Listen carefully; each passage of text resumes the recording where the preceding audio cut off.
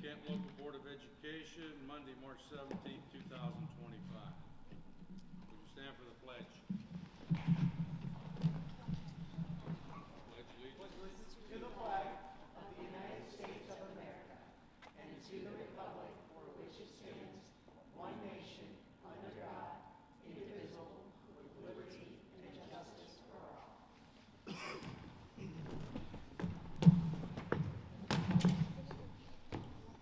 Mr. Schatzel, will you call the roll? Dr. Knoll? Here. Ms. Brown? Here. Mr. Knight? Here. Mr. Kreveski? Here. Ms. Davis? Here. Okay, can I get a motion to adopt the agenda? I'll make a motion. I'll second. Any questions or concerns? Mr. Schatzel, will you call the roll? Ms. Davis? Aye. Mr. Knight? Aye. Ms. Brown? Aye. Dr. Knoll? Aye. Mr. Kreveski? Aye.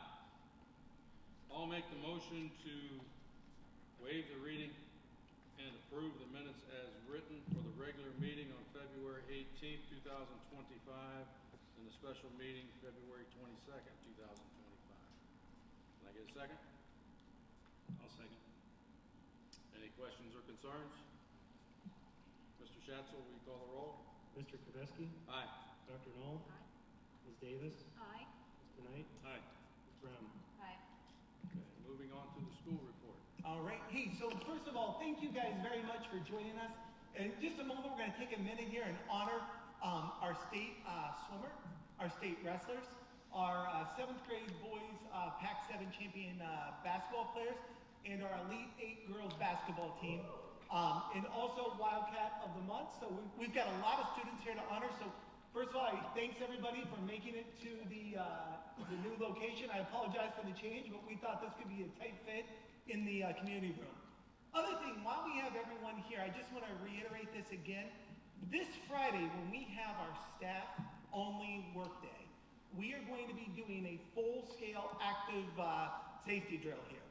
And so with that being said, just a reminder for everybody, if you come past Canton South Middle School, Canton South High School, and you see police cars, you see ambulances, you see all sorts of activity going on, it's fully a drill, it's only a drill. We're trying to communicate that out to everyone. We've taken flyers to all our neighbors around here and passed out. I'm gonna promote it more than I promoted Mitch Rossell concert, so please know lots of people are gonna hear about it over and over again. So it's just gonna be a lot of stuff out there. I just wanted to make sure while we had everyone here that everybody knew that was going on. So at this time, I'd like to turn it over to start to Coach Dennison, who's gonna invite our coaches up here. Yep, go from there.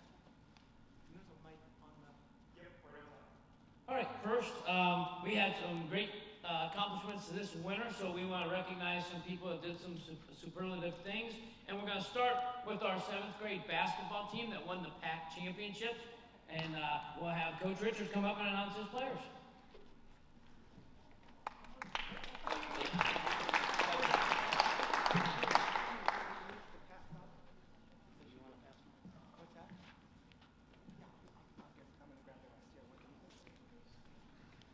First, is this working? Try it now. Testing.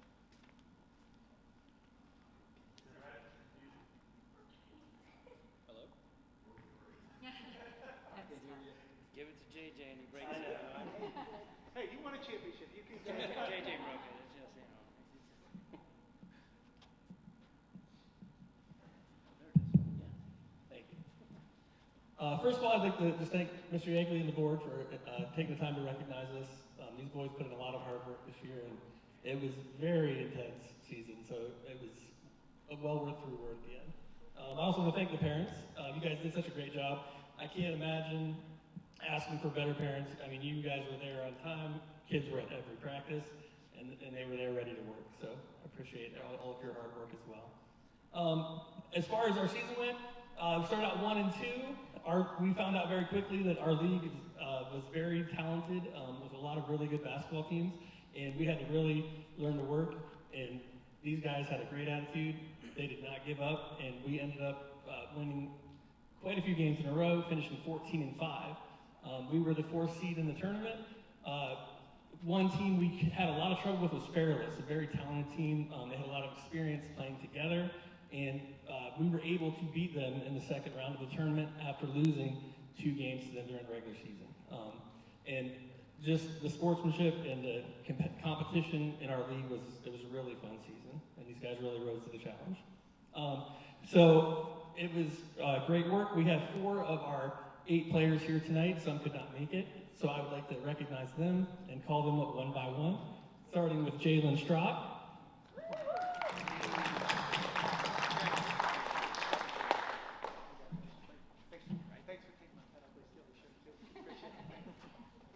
Isaac May.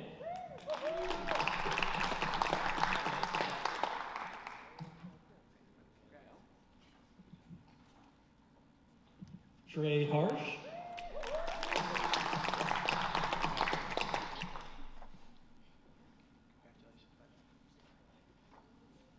And Luke Lloyd.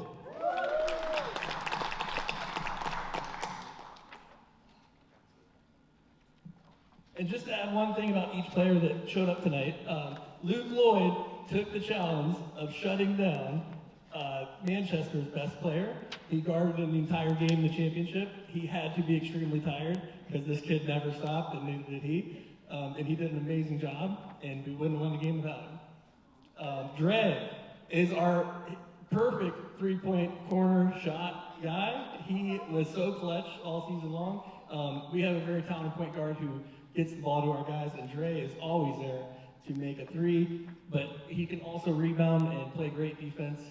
He started out a little rough with his shot in the championship game, but he did not give up, and he ended up nailing 2 very crucial 3-pointers. It's a great job, Dre.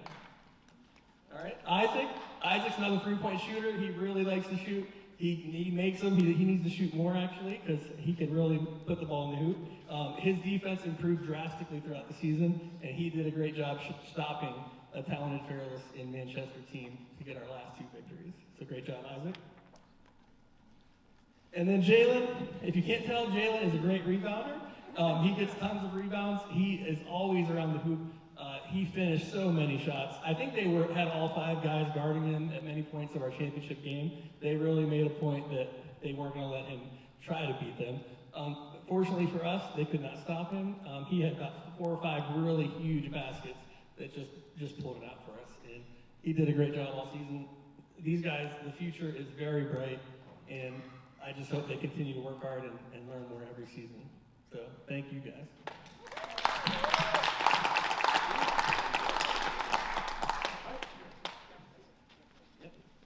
Thanks, Coach Conley, for coming tonight, and seeing a little bit of his future in front of him.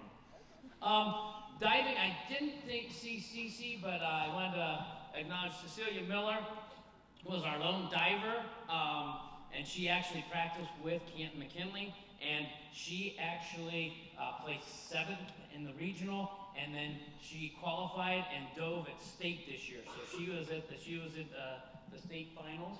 And did a great job there as a freshman. So that's something that we're really happy with. Next group up is our girls basketball team. They had a fantastic season. I'll let Coach Serrato come up and talk about that a little bit more, but went to the regional finals, the Elite 8. So here's Coach Serrato. Thank you, Coach Dennison, to Mr. Yegley, and to our school board for your continued support of not only myself, but our girls basketball team and our athletics across the board here. Very, very proud to be a Wildcat, and especially to be honored tonight is a great feeling. Just a little recap of our season. I know there's a lot of familiar faces in here to watch us play this year. We went 14-7, headed into the tournament on a 3-game losing streak. And those were some trying times, but it's a testament to our young ladies. They really refocused, showed a lot of mental toughness. It was a brand new season once that tournament starts. Everyone's 0-0, and they really bought into that. And then we made a run that was pretty historic by Canton South measures. Made it to a regional final game, fell just short against Norway, who went on to play in the state title game. But couldn't be more proud of what these young ladies did this year. The competitive spirit, the will to win that they showed, and just to see the support of the community, to see them get to experience that was very special and something I'll cherish for a long time. I don't know if any of you guys were here or saw maybe the videos of we were going off to the regional final game, and people were lining the street for us. I mean, I know we did it for the wrestlers as well too, but just absolute goosebumps thinking about that. And having my little baby boy Leo and getting to see him experience that with the girls, something that I'll cherish for the rest of my life. We have a few of the young ladies here in attendance. I'll call them up here real quick. I'll just go by who I see. Bianca Cartwright. Madison Gordon. Ava Nolan. And Lily Nolan.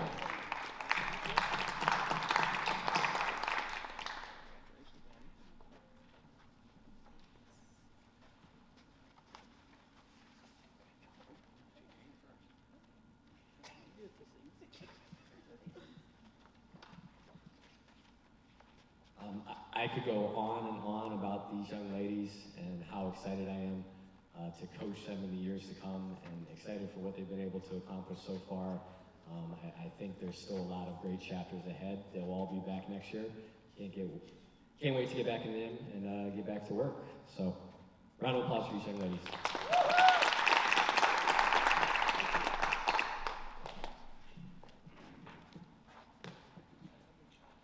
And the last group we will recognize, we had a great wrestling season, and we were lucky enough to have 3 of our athletes make it to the state tournament and do very, very well down at the state tournament. And we'll have Coach Rutherford come up and talk about his athletes.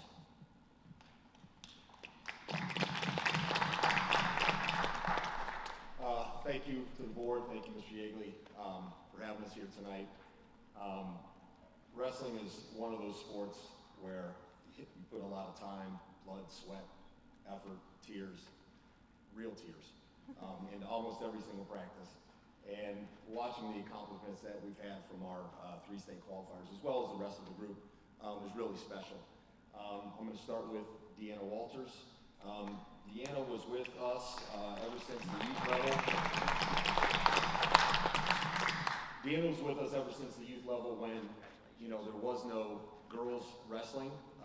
So she grew up wrestling boys and beating up on them, which actually paid off in the long run. She was the first Canton South female to ever beat a boy.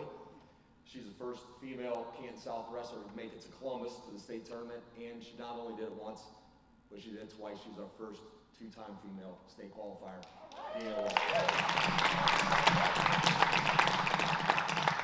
Next, D'Angelo Spear.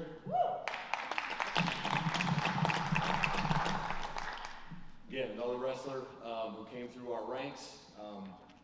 D'Lo was, last year he was a heavyweight also, I don't know if you knew that. So D'Lo was our heavyweight this year. He wrestled his butt off all season long, was an MVP of a couple of tournaments, was our PAC Conference Wrestler of the Year, and then he made it to Columbus this year in a really big spot, the tournament that he placed at Canton High School in our district.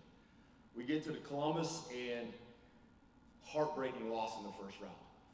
We were winning the match and he gets put on his back and D'Lo loses that match, but he fought back all the way through the consolation, made it to the 3rd and 4th place match, where we took a loss in that one, but D'Angelo went from a place where he could have just folded it up and not placed it all to wrestling the entire weekend and placing 4th in the state, D'Angelo Spear.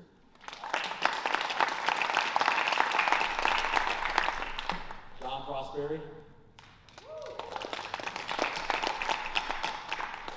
So Dom is a 3-time state qualifier, 2-time state placer, and this year we almost had our first state champion. We lost in the finals in Columbus Sunday night in overtime. Tough loss. I'm not going to get over that one yet. I know he hasn't either. But the good news is, he's a junior. We're going to come back next year, and we're going to do that again. D'Lo's a junior. We're going to come back, and we're going to do this again. And Deanna, we wish you the best of luck in your future. My 3 state qualifiers.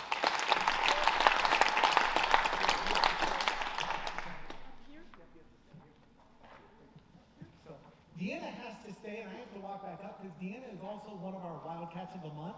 So Deanna, I said this night's kind of all about you when you first walked in. So give me just a second. Thank you so so much.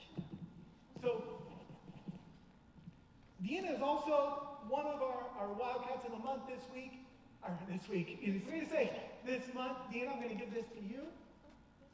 I'm going to take just a second to read something about her. And one of the things, this is honestly my favorite part of being superintendent is when we get to recognize our kids.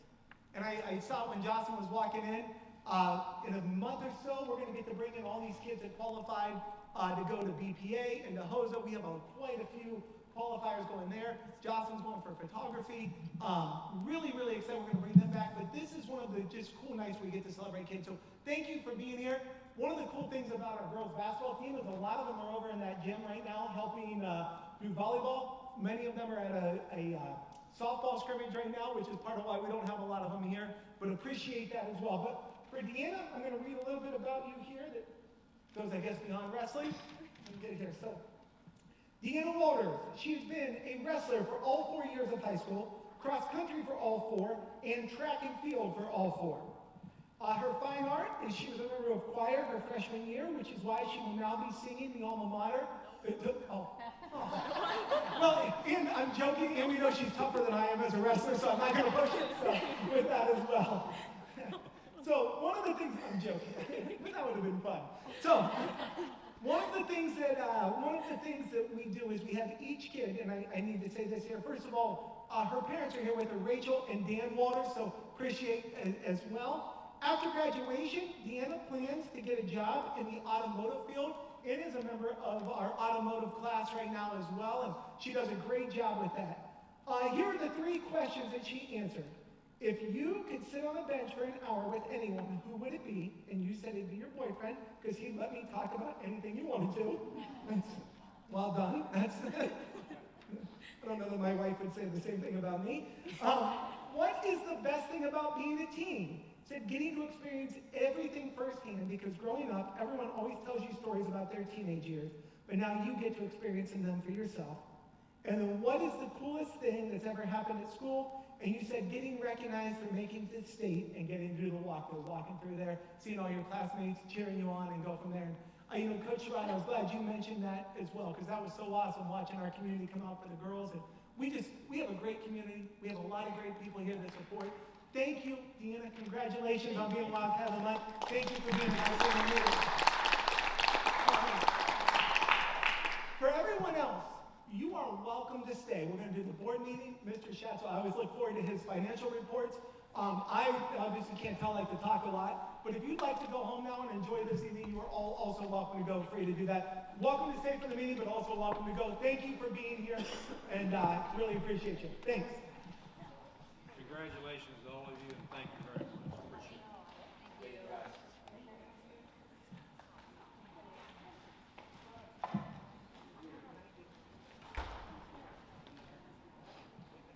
She's gonna come in. It's a secret. What's that? Hearing of the public.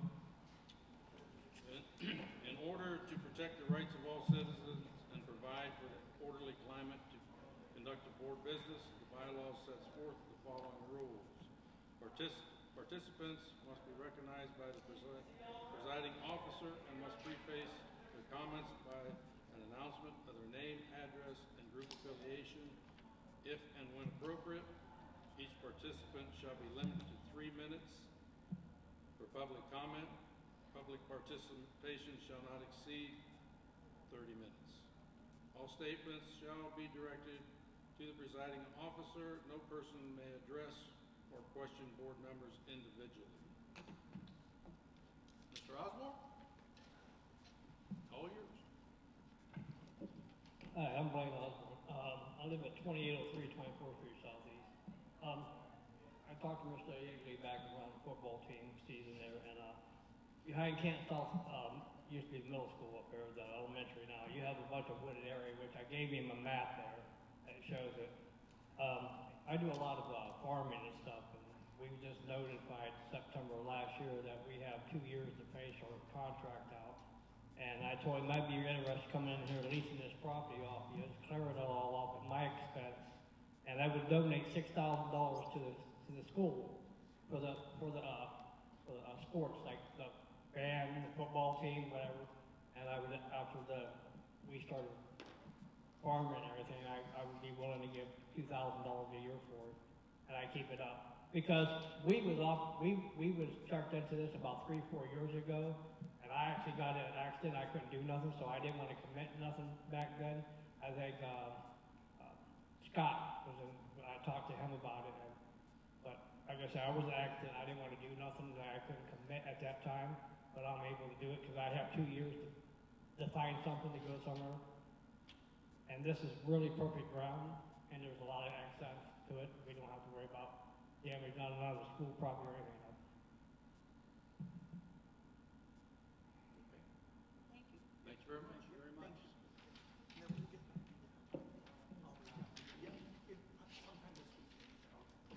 Thanks. Thank you, sir. Thank you.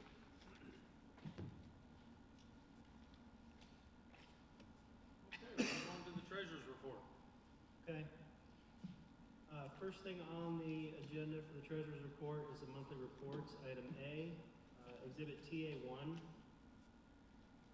We have the checks for February totaling $1,861,598.54. I recommend approving the checks as listed. TA2 is the monthly financial report with the cash reconciliation. On page 1, our reconciled balance at the end of February was $20,276,006.18. Pages 2 and 3 list the individual fund balances with the grand total matching the reconciled balance on the reconciliation. And then page 4 is a listing of our operating investments held at U.S. Bank. Total of that, $12,848,095.25 matches the reconciliation. And then the final page of exhibit TA2 is the monthly comparison through February 25 compared with February 24. We did have a significant drop-off in revenue for the same time period, but that's due to the timing of real estate advances for the county. Last year we had pretty large collections in advance of tax revenues. This year we're not going to see that because of the timeline for when they started collecting on those bills. I do expect, as we'll talk about when we look at the amounts and rates, an increase in tax collections overall, but just the timing of it through the end of February, we're showing revenue being down. So, general fund ended February with a balance of $15,912,400, down from last year at the end of February, $18.3 million. Again, $3.2 million of that is because of the timing of the real estate collection. So, nothing of concern there. So I recommend to approve the cash reconciliation and monthly reports. And then item 3A3, and that's exhibit TA3, donations for February of 2025. Cash donations, we had anonymous donation to Six Man Mentoring, $200. Teresa Purses, donation to Auto Skills USA, $100. Scott E. Hamilton Foundation, a donation to the Sweetheart Dance of $175. Abbott Electric, donation to the Sweetheart Dance, $175. Thirsty Cow, donation to Sweetheart Dance, $50. And Wildcat Dry Cleaners, donation to girls basketball, $50. And then on the second page of that, we have a whole list of non-cash donations, gift certificates, some items, a listing there for the Sweetheart Dance. So I recommend the donations as presented here in exhibit TA3. So that's A, 1, 2, and 3. I recommend those for approval. Can I get a motion to act on item A, 1 through 3? So moved. Second? Second. Any questions or concerns? Mr. Schatz, will you call the roll? Ms. Brown? Aye. Mr. Kavesky? Aye. Dr. Knoll? Aye. Ms. Davis? Aye. Mr. Knight? Aye. Second thing is the acceptance of the amounts and rates. If you'll turn to exhibit TB1, and that's the replace page that we had with the corrected cell reference on it. This is an annual thing that is required of us to approve each year. This authorizes the necessary tax rates and allows the Budget Commission to collect on the tax levies that we have. So the first page of that, kind of near the middle section, it gives the grand total of collections by fund. So our bond retirement fund Estimated collections, 2.1 million. General fund, the grand total of the inside and outside millage, 17,472,832. And I wanted to point out that is an increase of about 2.2 million compared to what that number was last year. As we've talked about in the past, because we've reached the 20 mil floor, our inside millage automatically goes up when there's a value increase, but the tax collections from all the voted levies, we've reached the 20 mil floor for the general fund. So from here on out, any increase in valuation, we're going to see an increase in tax collections. It's not anything that we've approved a new levy. It's just the way the tax law works in Ohio because of House Bill 920 and the 20 mil floor. So I wanted to point that out. And then the permanent improvement fund, 765,480. That's about a $30,000 increase over last year due to the valuation increase and additional property valuation. So, and then at the bottom, starting there on the bottom of page 1, and then onto the page 2, it lists each one of our levies, and that has the voted rate. That's not necessarily the rate that it's collected at. If you remember, I presented the green sheet before, and it shows what the effective rate is for those. This lists the voted millage rates. So I recommend approval of the resolution approving the amounts and rates and certifying them to the county auditor. Can I get a motion to act on item B? Tricia, I'll second. any questions or concerns? Yeah, so this is just a document reconciling what we have. Correct. It's a formality we have to do each year. It gives the county auditor the authority to collect on the tax Okay. levies that are in existence. That's the action that comes from this document. Yep, Okay, this thanks. isn't authorizing any new levies or anything. Right. This is just authorizing collection of the levies that have been approved by the voters. Thanks.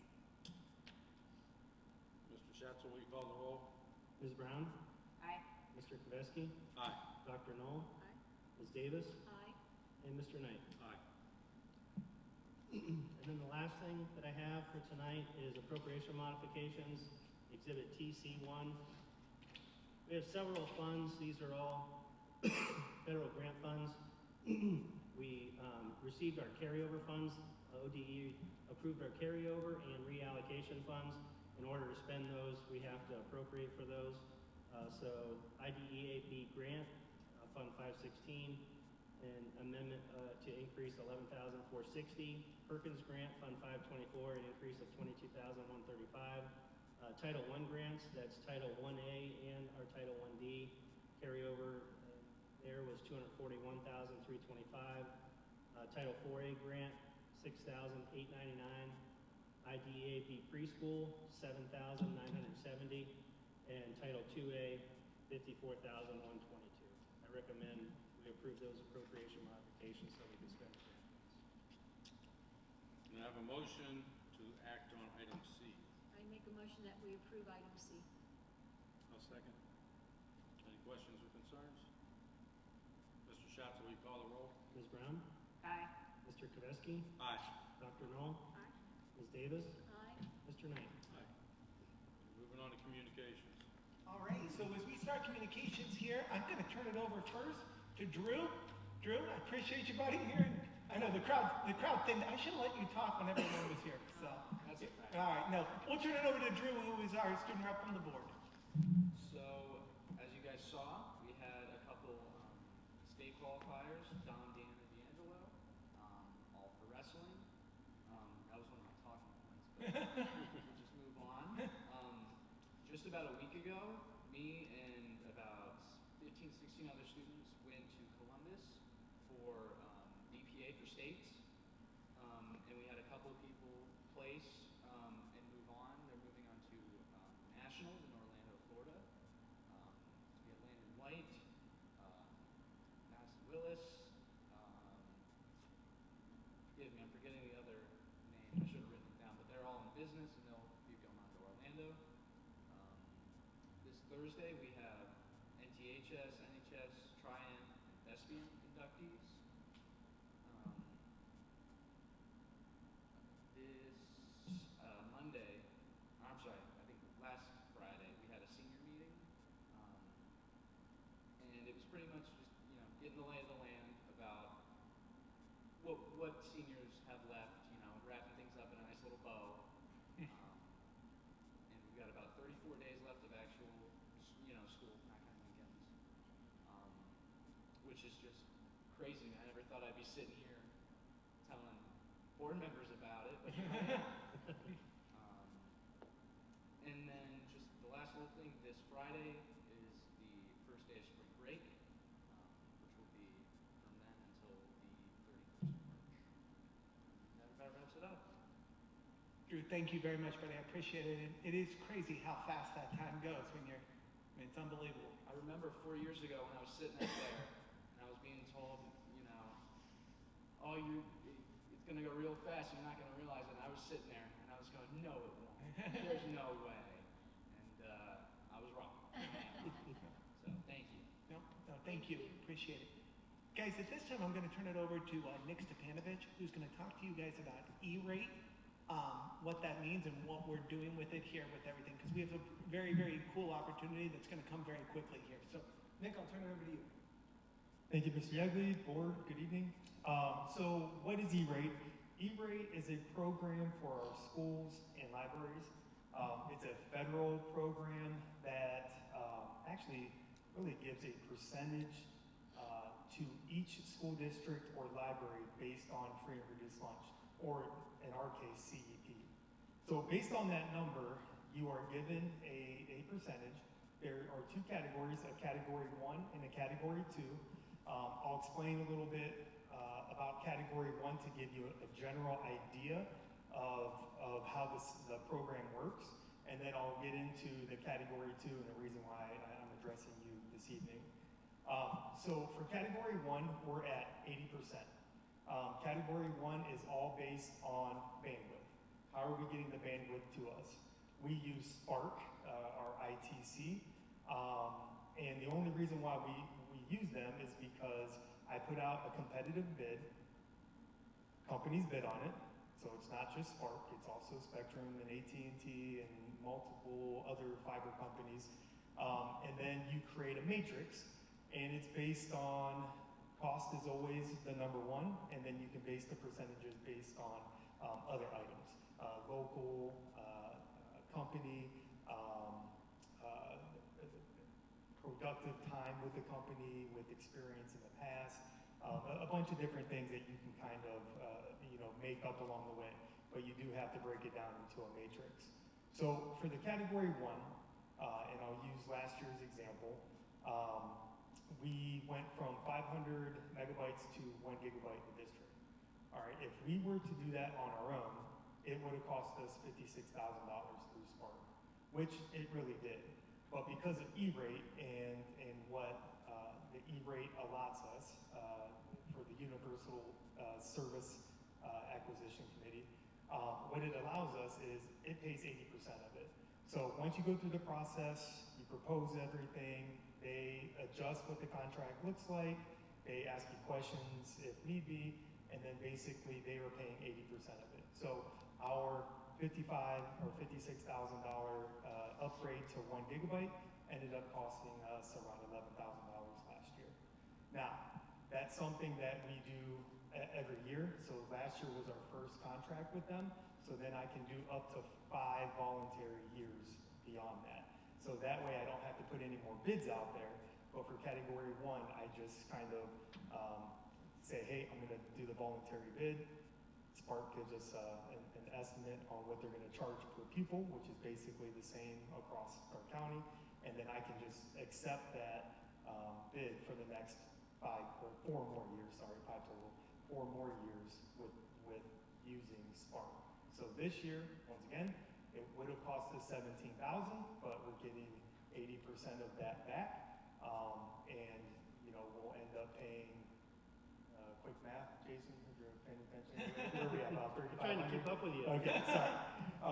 So bottom line, it's a great program. Every school in the United States has an opportunity to do this, and all based on percentages. Like a Canton City would probably be around 90%, 95%, sorry, for Cat 1, while Jackson may be at 20%, but definitely benefits us.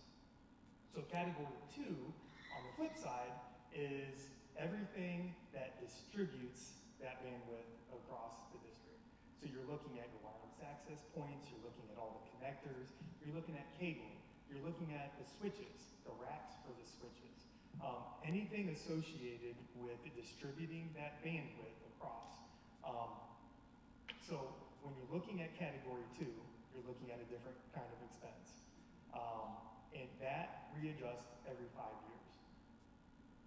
My first year here, I went through category 2 with a consulting firm, and we upgraded Faircrest, at the time, middle school, Walker Elementary School, and that's about the time we were building the high school here.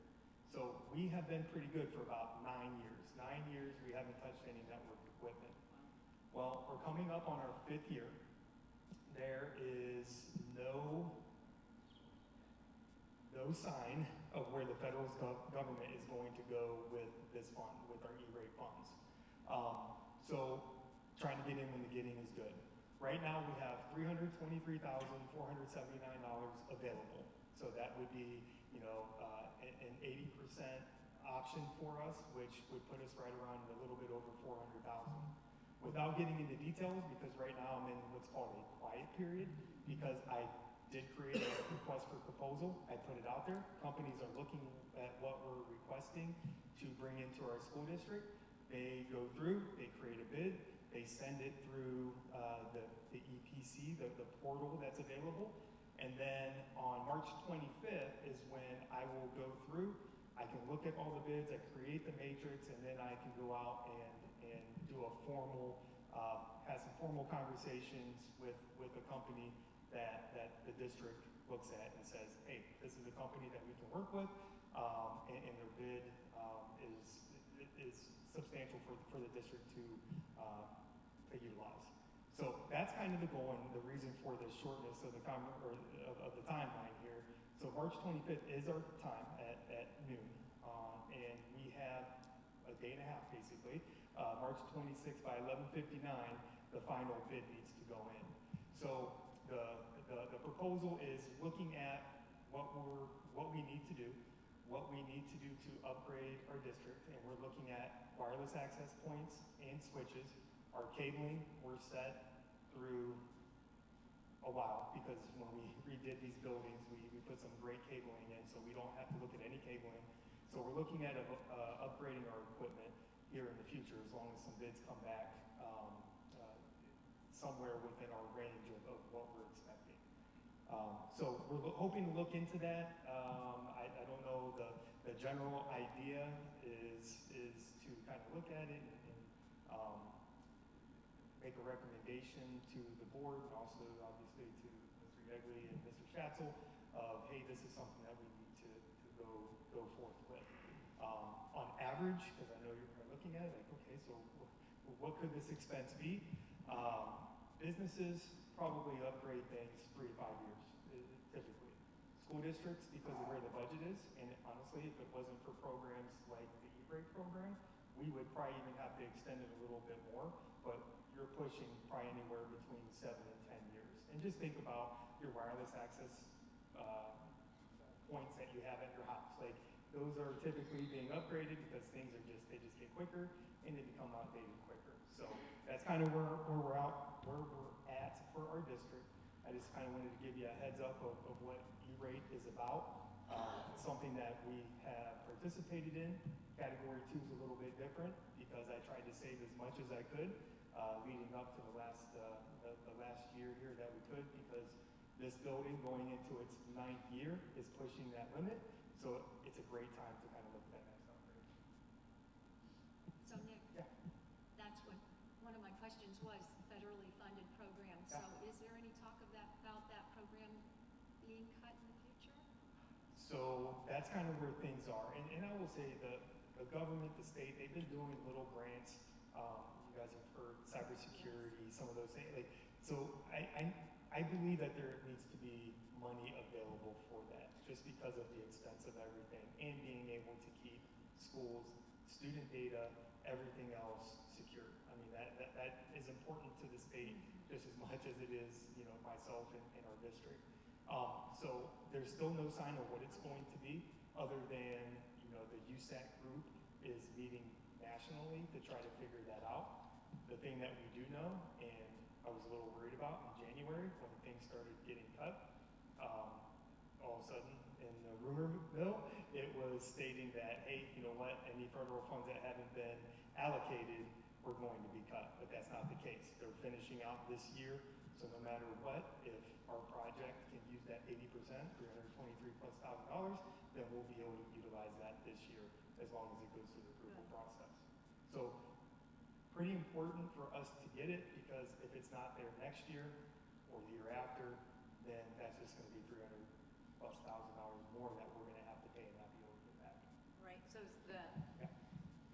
the 300,000 is the 80% amount that they would cover, so we would have the other 20%. And so how much of I know you're in a quiet period, but what, I don't wanna spill the beans, I suppose, on anybody filling out a contract right now, or a proposal, but what is something that we would be looking at in our general fund to cover from the rest?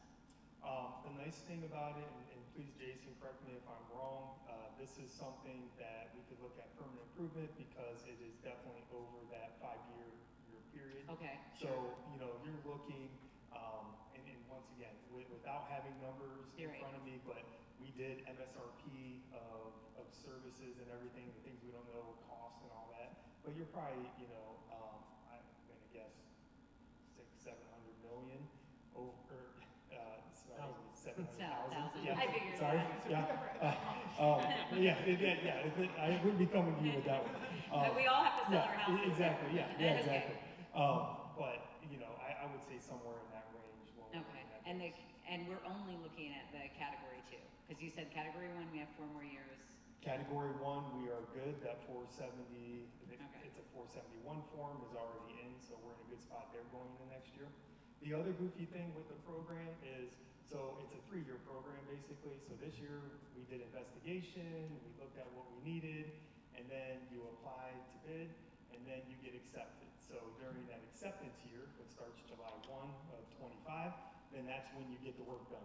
Okay. Then in by July 1st of 2026, July 1st, 2027, my fault, that's when you can actually apply for it. So it's basically a 3-year process. Okay. All right, thank you. Yep. Thank you. Thank you. Thank you.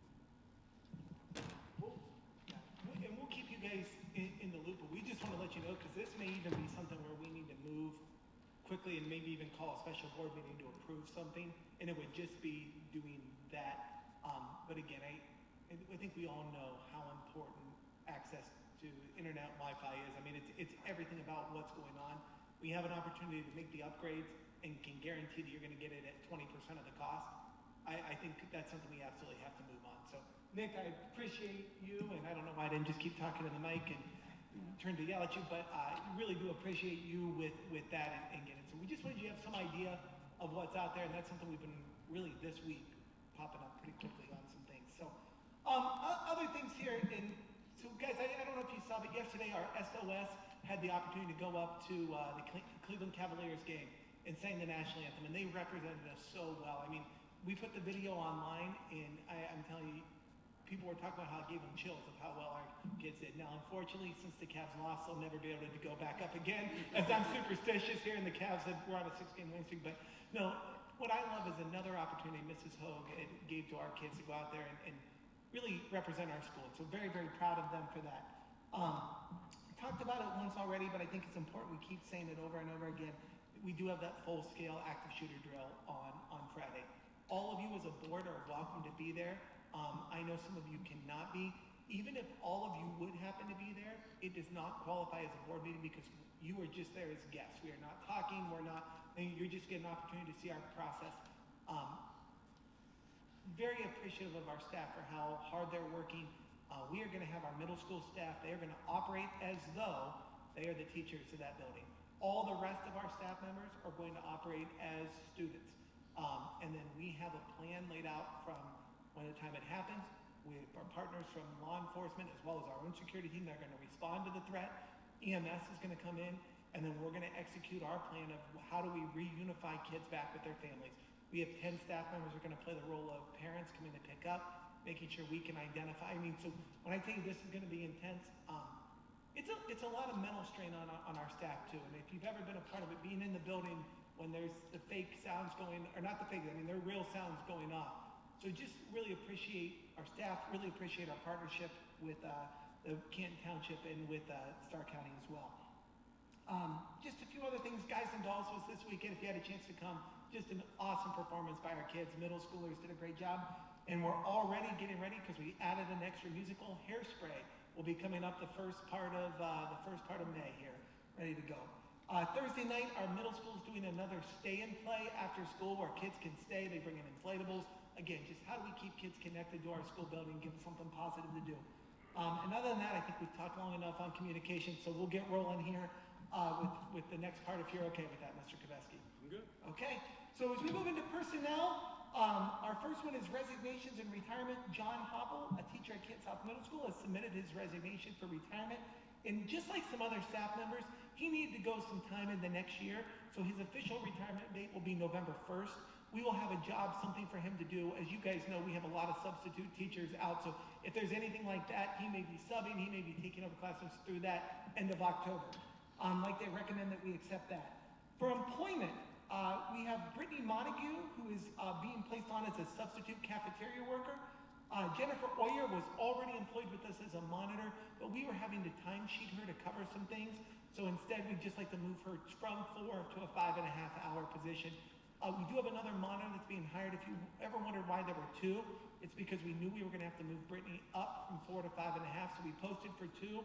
She's just replacing that one. The other one, we actually just got a recommendation on today. I'll have them on our April board meeting for you. Victoria Hesse, I do want to take a second on this one. All of our other administrators, you're going to see those contracts coming through most likely in May. The reason why you see Victoria right now is she's going to only be placed up for a 1-year contract. That has nothing to do with her performance or anything like that. It is just her last year. She is going to retire at some time during the year, at the middle of the year. So we wanted to put her up right now for a 1-year contract, just get that out of the way, allow us to start moving forward with our plans, how we're gonna adjust and fill for Victoria, but just very appreciative of Victoria. And I just wanted to be very clear, when you see a 1-year contract, that had nothing to do with performance or us not being happy. That's just because we're happy for her, she gets a chance to retire. Athletic hires for the fall, that is all of our head coaches for the fall of next year. And none of them are any different in any way, shape, or form. I don't think there's any that we have to worry about here pulling out. But I just wanted you to be aware of that's what we have on there right now. They are, again, Coach Dennison for football, Coach Hinkle for girls soccer. We then have, and I'm trying to flip through it here, Coach White for boys soccer. It would have been good if I could remember them all. Christian Simmons coming back for year 2 as our cross-country coach. Robbie Dorchek for girls tennis. Dave Mollett for girls golf. Coach Daniska, Mo Daniska for boys golf. And then Brittany Myers back for volleyball. So again, no one's new. We just asked that we'd approve those. The next one is Alexis Maley. Alexis is our long-term sub who we've hired in to teach English for the rest of the year. We're hiring her in at BA0, which is the initial starting for a teacher.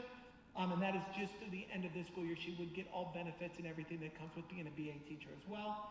And then Madison Weingen is a student worker through our CBI student work program at the student worker rate, which is $10 an hour. And then the next part and then we're going to stop and ask you to approve them is number 3. This is a technicality we have to do every year. All supplementals, including the ones we just rehired right there, they get non-renewed at the end of the year. So this is just us officially taking that action. This is not because anyone's done anything wrong. It's just a formality that we have to do, and then we go back and rehire them just like we just asked you to do for all of our head coaches. So if we could take items 1 through 3. Yes, can I get a motion to approve items A, 1, 2, and 3? I'll make a motion. Brandon. Second? Sure. Any questions or concerns? Mr. Schatz, will we call the roll? Dr. Knoll? Aye. Ms. Brown? Aye. Mr. Knight? Aye. Mr. Kaveski? Aye. Ms. Davis? Aye. All right, so item 4 under personnel is a separation agreement with Carol Wines. This is effectively Carol Wines' resignation from our district under the agreement that was crafted there. It is effective for, or effective as of February 28th, 2025, and that one just needs to be approved separately. So I'd like to ask that we accept that resignation through the separation agreement. Can I get a motion to approve item A, number 4? I make a motion that we approve item A, number 4. Second? Second. Questions or concerns? Mr. Schatzel, will you call the roll? Dr. Knoll, Aye. Ms. Brown, Aye. Mr. Knight, Aye. Mr. Kaveski, Aye. Ms. Davis. Aye.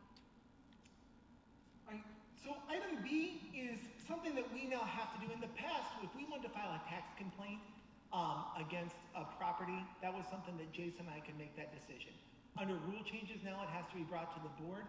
And so just so you guys know, we are only moving forward on any commercial properties where there has been a sale of the property considerably higher than what the auditor has it valued for. So these get brought to us, we take a look at them, but the only thing we would be bringing to you is if, again, it's a commercial property and it is for something considerably higher. So I'd like to ask that we pass this resolution, and I may have Jason step in and help me on some things here, but this is for the full village property, and the auditor had it valued. Jason, do you have the exact value of what they had it valued for? In 2023, it was valued at 3.9 million, and at the end of 22, the property sold for just under 19 million. So it was valued at about $15 million less than what the sale price was. And if you remember, last year in March, we challenged the 24 valuation because it was listed at 3.9 million. The auditor raised the value not quite up to the sale price of 18.9 million, but to 11 million. So this is challenging the 2020. Last year we approved the 2023 value. This is challenging the value for 2024. So requesting them to raise it closer to what the actual sales price was of 19 million. So that's item B that we do need to approve separately here, and I'd like to make that recommendation that we approve that. Can I get a motion to approve item B? I make the motion. Second? Second. Any questions or concerns? So just to confirm, it was sold in 22 at 18 million, 18.9 million. that 915, and so now it's valued at 11 million, and we're just making the request, we're not giving them a recommendation, we're just saying raise it. Right. The attorney that would handle that would have the information on the sale price. The owner still has an opportunity to present documentation to the Board of Revision, and then the Board of Revision is the one that ultimately makes the case of whether or not the sale price is what the true value of the property is for. Okay, but that's why I just want to make sure, like, we weren't telling them what price it should be valued at, we're just saying, Yep. we complain, our We're- complaint is that it's too low. Yeah, we're just saying that we know that it's sold for just under $19 million and it's being valued at $11 million. Right. And that's where we look at discrepancies there to make that determination. If it's something close, really less than $1 million, you're not gonna see it coming to you guys here. And it's never gonna be something residential, but when we see, something like that, that's why that recommendation's coming that way. Okay, thank you. Mr. Schatzel, will you call the roll? Dr. Knoll, Aye. Ms. Brown, Aye. Mr. Knight, Aye. Mr. Kaveski, Aye. Ms. Davis. Aye. All right, so miscellaneous now, we can take the next four here and do them all together. Number one is approved dock days for John Zamorelli effective March 6th, as needed for medical reasons. So just a reminder, if someone that's in our classified union needs to take dock days, I have the ability to approve them. If it's someone in our certified union, that needs to come over to you guys as the board. I'd like to recommend Mr. Zamorelli, he came in as retired, rehired, did not have the number of sick days that normally there. I did front load him the 5 sick days that we would normally do for a staff member that comes in, but just due to some medical reasons, we'll need that ability, and I'd like to kind of give him, he's working with us, the ability to do that. So that's why there's no set number on here, it's as needed.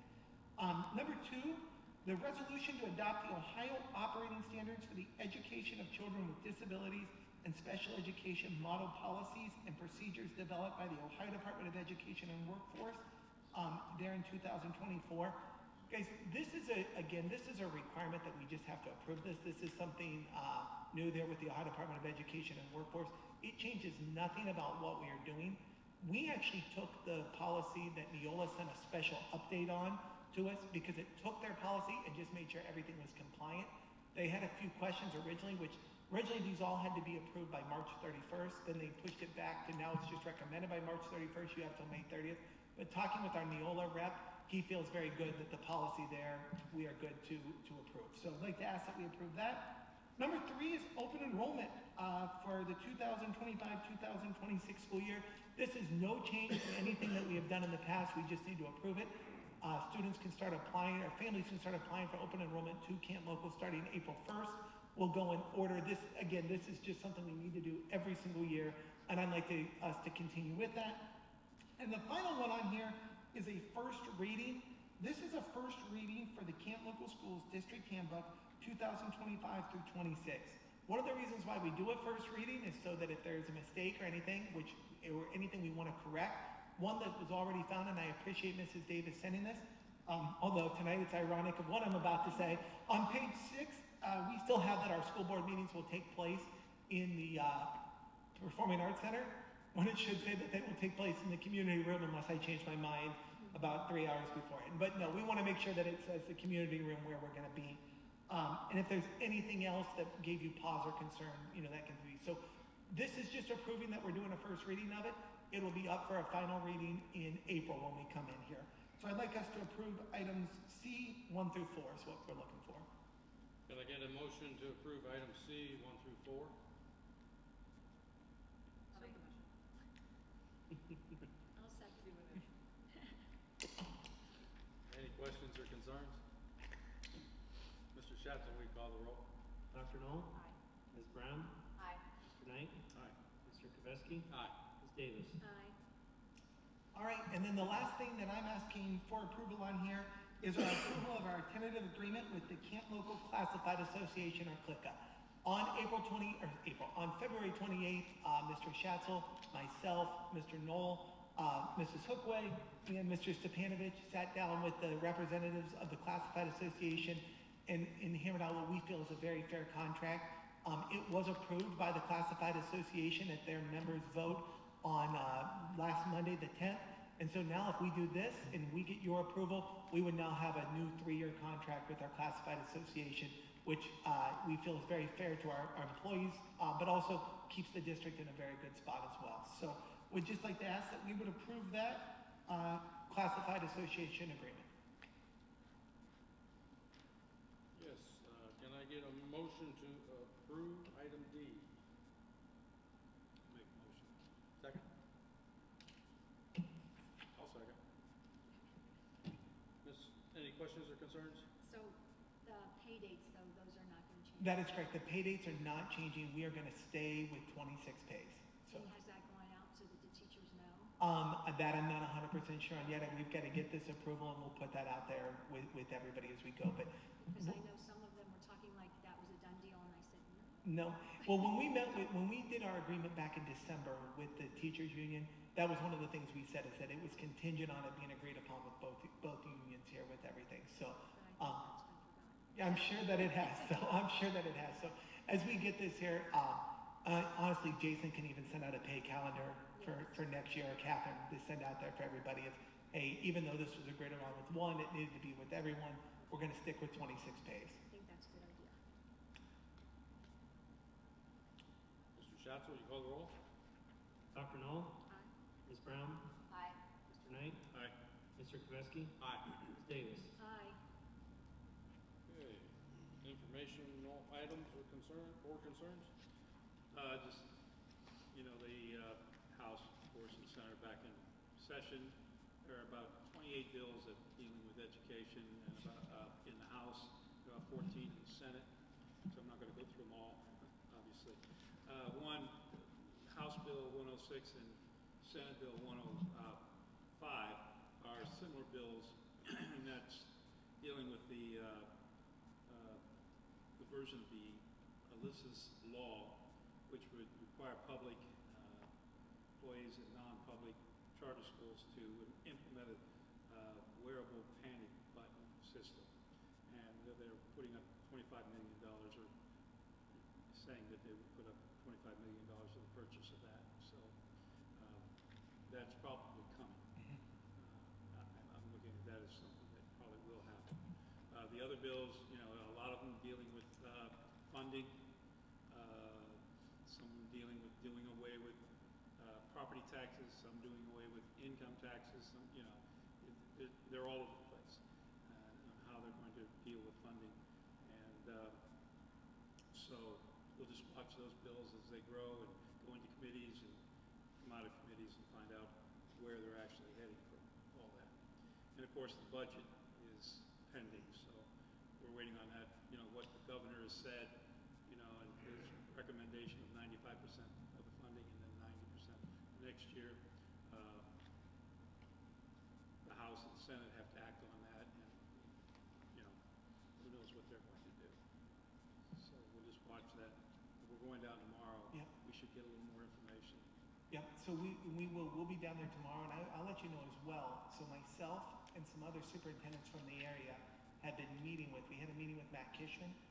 That's the state rep that represents the 50th district, which we are in. We also met with Representative Scott Olslager. We were reaching out to try to get meetings with Jody Salva, who represents Tuscarawas County now, because Strasburg is one of them through the SC that we're meeting with. We're working to get a meeting, honestly, with Lieutenant Governor Tressel, just to talk about the fact of state funding, where we are, what our needs are. And one of the things we asked is, before you vote on something, or if you're not sure, please call and we'll get you in touch with our treasurers to show you like what this would actually do. And because and my takeaway is that these are good people that truly do care about public schools, and there's a lot of things out there, and so we're just trying to be a voice. And like Mr. Knight said, we're going down there tomorrow. I know Mrs. Brown's going down as well, and so we're going to be down there and hopefully learn more as we go. Another update I saw was the one about grade band changes, and I know the superintendents mostly had proposed to get rid of the small 3 bands and Yeah. make it more flexible, and then I just saw last week, I think, new, I can't remember who introduced it, but now they're trying to go back to the old grade bands, All going back to the old. to the 3 grade bands, so Gotcha. it's an ongoing battle there. Yep. But I know that creates all sorts of challenges for you guys at the higher ed level as well with everything. So, no, I think they're going to be very, very active. From everything I've heard is that this legislature believes they have a mandate and that they're going to be very active within. And so, Bills. yep. So, Okay, that's all I have. Moving on to other business. yeah. So, one, just making sure you guys know, I did go as part of this. We went to the Business Advisory Council, which was at RG Drake the other day, and it was their legislative update. Matt Kishman was there, Representative Jim Thomas was there, Senator Jane Timken was there. Again, just with an opportunity to ask some questions. A couple of our county commissioners, Bill Smith, who we all know very well in this district, was unable to be there, but Alan Harold was there that day, as well as Richard Regula. So it was a good group of people that were there, and just trying to stay engaged in that practice, business leaders and education sitting together. And then the other, just so you know, I'm going to turn it over because I know you guys to do the work talking a little bit here about my evaluation process and the treasurers. One of the things about that is updating board policy. Just so you know, we have a meeting with Neola, our Neola rep, April 10th. We're going to bring that up there. The plan would be that we will include that with our first reading of all the other board policies that we bring to you guys in April, with the second reading then being in May and all set, ready to go. And did you get my reply that I am going to? Yes, I did. Yep. Yes, I did. And to be very honest with you, if another board member would like to sit in on that meeting, it's really just informational in nature to listen to. Please just let me know. April 10th at 1 o'clock is the day. Ed Holland, he's our representative from Neola. They're the ones who write our board policy. There's really 2 organizations within the state that do board policies. There's Neola, and then there's OSBA. Us, like almost everybody in Stark County, is Neola, and Ed will be here on that day. Here on the 10th, yeah. Is there any questions on that? Do we want to set up a date for the treasurer? Just writing down my notes. Because I imagine if we want to revise our policy, we have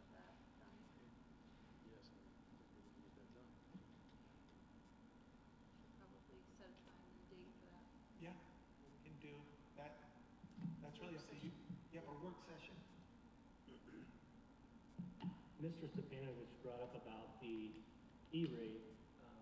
We potentially could have the need for a special meeting next week to get that approved, so we meet the time frame. I'm not sure what everyone's schedule looks like.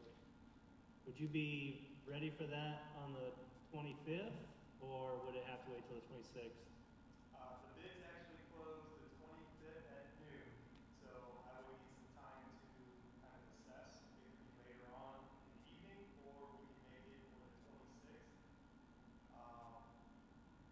We can make it for the 26th sometime in the morning, one way or the other. If you wanted to do both at once, or if you wanted to do separate meetings, if we just wanted to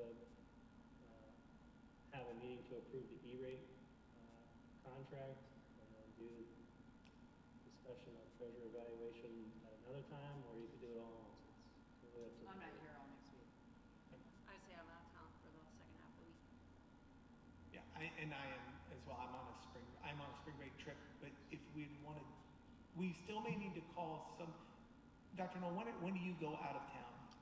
Well, it's Wednesday night, but I have a couple of meetings before that. The only time it'd be possible is like in between some classes on Wednesday.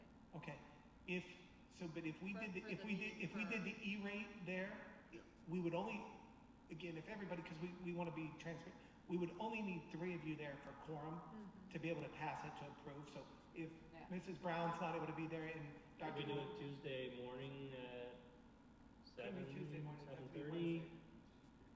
Tuesday would be too early. it'd have to be Wednesday. Wednesday has to be Wednesday. Wednesday's the 26th, sorry. Yep. On my Would calendar, that work Brendan. at 7 in the morning though for you?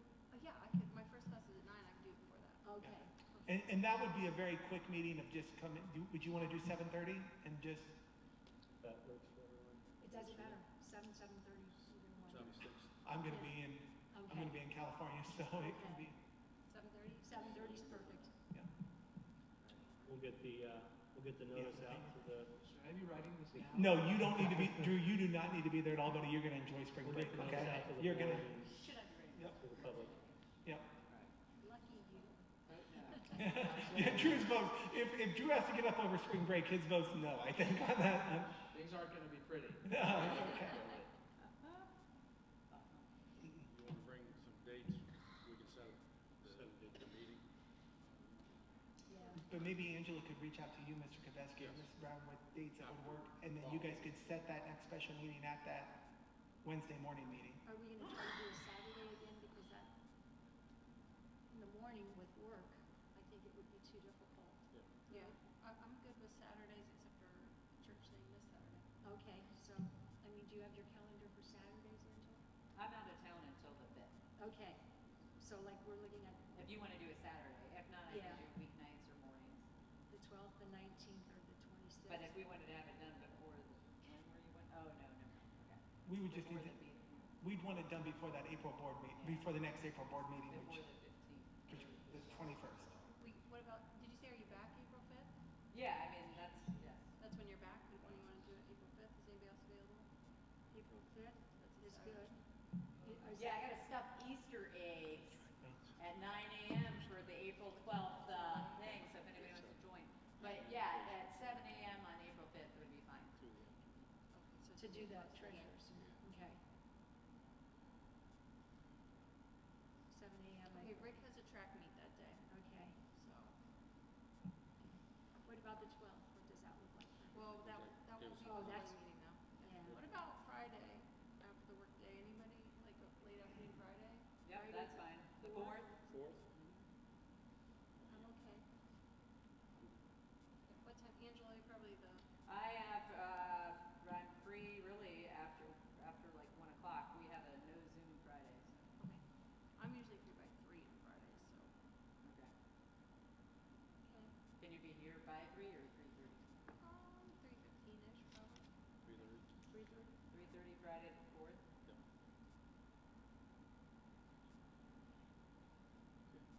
And we'll address, honestly, probably Mr. Kavesky. Well, Jason will probably call the special meeting for Wednesday for E-rate, and then we'll have you probably call the special meeting for, the 4th. Okay. Do it.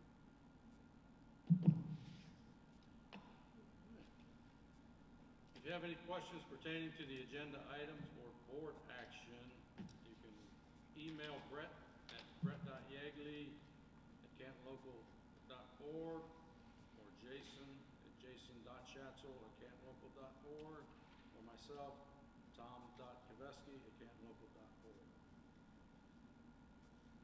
Executive session. No? I'll make a motion to adjourn. Can I get a second? Second. Any questions or concerns? Mr. Schatzel, call the roll. Mr. Kowski, Aye. Dr. Null, Aye. Ms. Davis, Aye. Mr. Knight, Aye. Ms. Brown.